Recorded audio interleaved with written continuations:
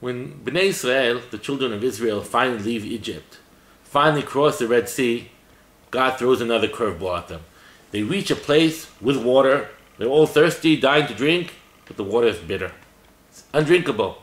The people go and complain to Moshe, and God instructs Moshe how to cure the water, how to take bitter water and turn it into sweet water. There God not only does this miracle for them, he also gives them some of the rules, the initial rules of the Torah, the first commandments. From here on they move to another place, a place called Elim. And finally we find them getting to a place of great beauty. 12 different springs of water, 70 different date trees, and we feel Bnei Israel coming to a place of peace, a place they can sit down, maybe relax for the first time ever. Surprisingly, Rabbi Elazar ben Hamudai doesn't look at it that way. And he says, they might have eaten and drank there, they drank the water, they ate the dates, but they did something more.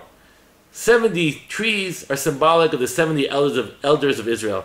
70 people who, like in years later, Dvorah sat under her palm tree, each of the elders sat under a palm tree and taught the people the Torah that they just learned.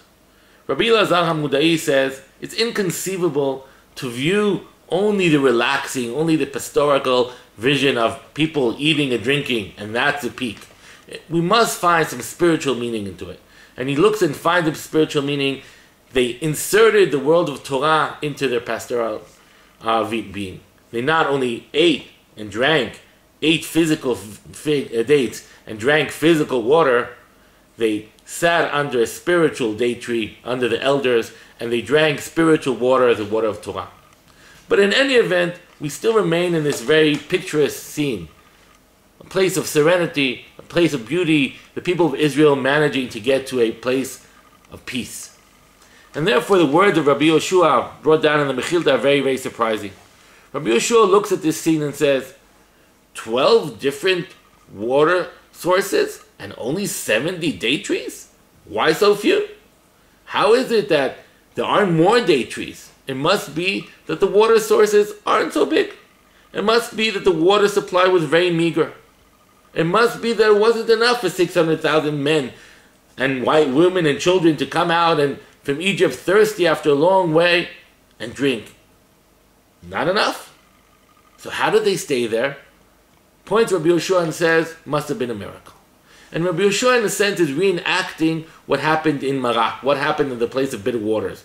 They came to a source of water, but they couldn't drink until God interceded. And here too, says Rabbi Yoshua, they came to a place of water, but wasn't enough until God interceded and made it enough for them. Think Rabbi Yoshua, like Rabbi Elazar ben Hamudai, looks at a place of great beauty and says, is that constructive or destructive for our world of spirituality? And they may even remember their contemporary from another disciple of their same rabbi, Rabbi Yochanan ben Zakkai, a similar friend of theirs, who studied with them and yet chose to go to a place of great waters, a beautiful place, and there he forgot his Torah. And they say, just to go to a place of great serenity, great waters, beautiful trees, that's enough? And Rabbi Elazar Hamudai says, no, it's not. Learn Torah and then it will be enough. Rabbi Yoshua says, no, you're missing the point.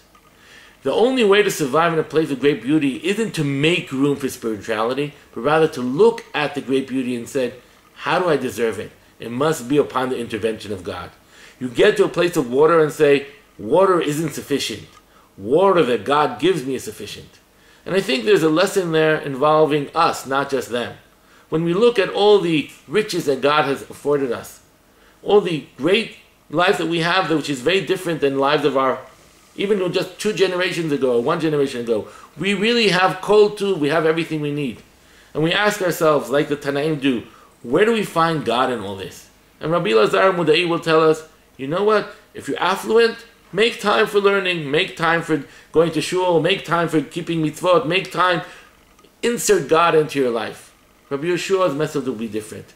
He will say, look at the affluence you have. Ask yourself, who gave you this? And you'll realize that it didn't happen on its own. It only happened in the intervention of God.